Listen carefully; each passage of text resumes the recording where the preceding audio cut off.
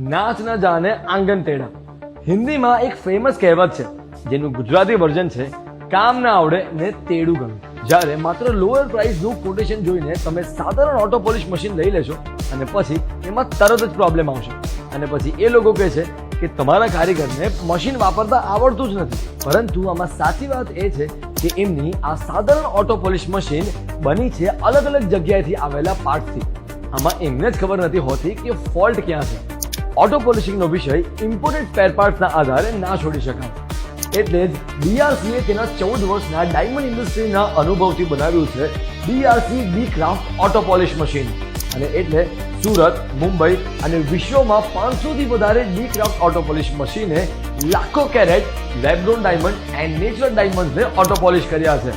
જો તમે ખરેખર લાંબુ વિચારી રહ્યા હોવ તો તમને BRC D craft auto polish machine જ જામશે. તો ડેમો જોવા આવો ને મારા વાલા.